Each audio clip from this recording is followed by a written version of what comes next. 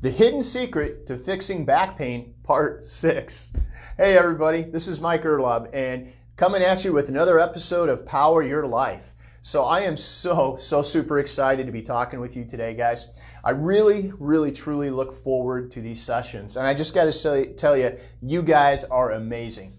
So I want to tell you about what I did this last Friday. This last Friday, I was covering the sideline for the Underwood football team over in Underwood, Iowa.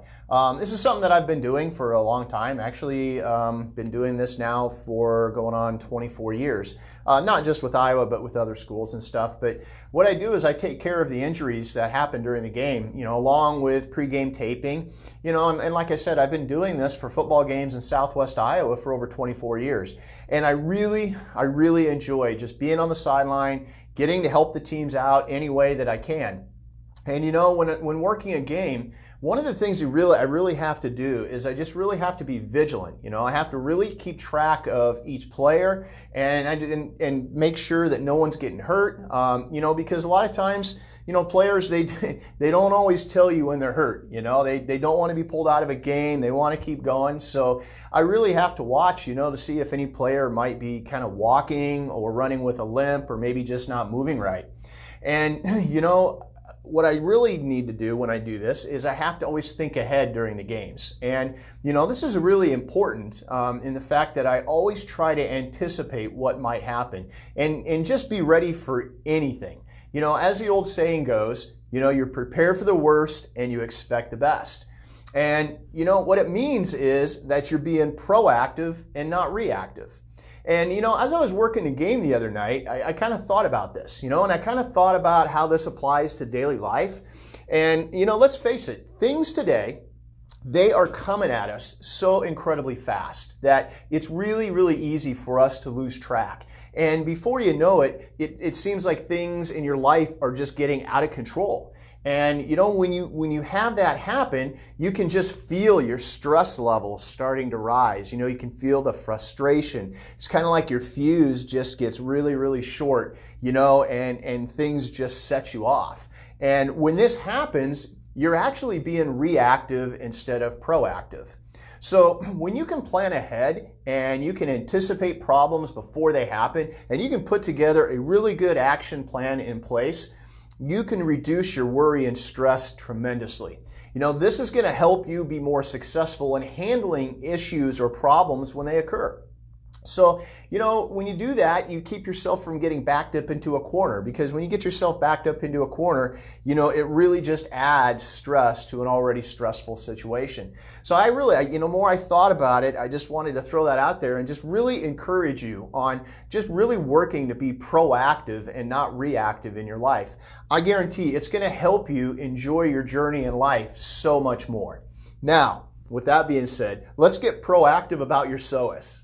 So did you know that your Psoas is directly linked to your energy levels and to your emotions? I know that this may seem new to many of you, but your Psoas, it's more than just a mechanical muscle that flexes the hip and stabilizes the spine. It grounds us to our surroundings. Think of it like a grounding wire in a circuit. So when your spine is open and grounded, it can become alive, and now it can work like it's supposed to. You see, your emotions are connected in the Psoas through the connective tissue and the nerves that surround that area. So when you are stressed and your emotions are heightened, those emotions such as fear, anger, or frustration, you see, they will travel through those nerves in the Psoas into the spinal cord and up to the brain. And so then your brain's going to start to interpret those signals. You see, the Psoas is basically, it starts to act as a messenger from your midsection to your brain. So when your Psoas is healthy and free, then the messages to the brain, they're clear. And if your Psoas is really tight and it's fired up, then those messages, they're not as clear. And this can really increase your emotional discomfort in the process of the delivery from the spinal cord to the brain. So if your Psoas is relaxed, you're going to feel more grounded and relaxed too. You're going to feel more flexible, and you're going to have better mobility with less pain. But a tight psoas will cause back and hip pain as well as knee and ankle problems. And in addition, the emotions that it can cause, you see, the psoas can also cause issues with fatigue. So that happens because your psoas lays when the upper portion of the psoas, where it connects into the upper lumbar and lower thoracic vertebrae, it actually lays right next to your diaphragm. And if that psoas is tight, that'll increase your fatigue. And it does that because it connects to the diaphragm through its connective tissue. So this connection allows the psoas to influence your breathing. You see, the rate of your breathing also affects your ability to feel fear and anxiety. It is well documented, that proper diaphragmatic breathing can reduce pain, reduce anxiety, and reduce stress while shutting down the sympathetic nervous system. Now you remember that fight or flight response? That is generated by your sympathetic nervous system.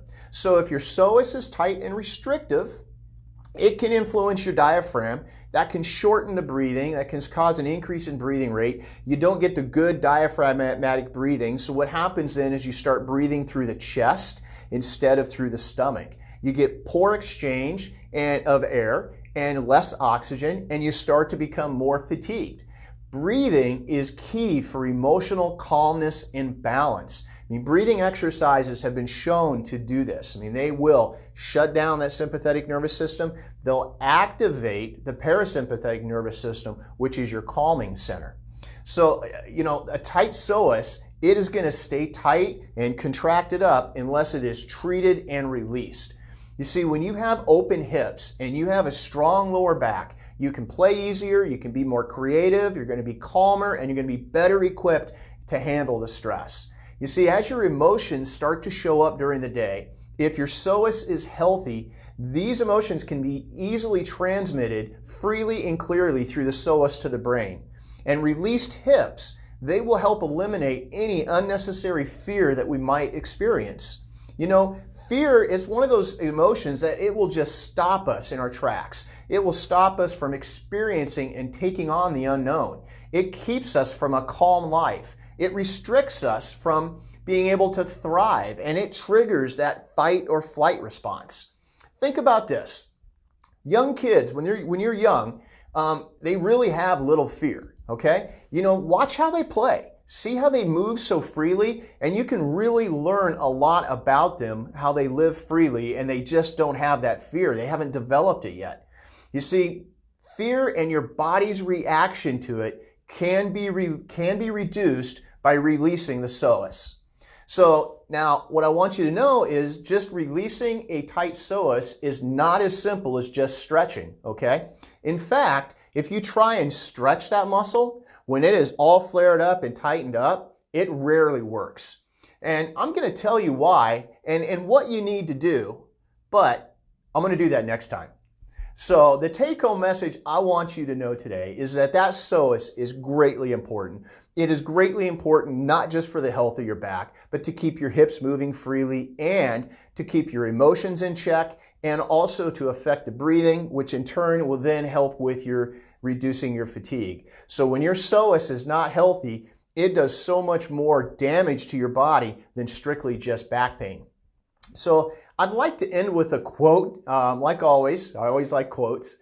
This one's from Florence Nightingale. And what she said was, "How very little can be done under the spirit of fear." Boy, that's pretty strong stuff right there. I think there's a lot of truth to that. I'm going to let you guys think about that. And until next time, power your life and keep moving forward.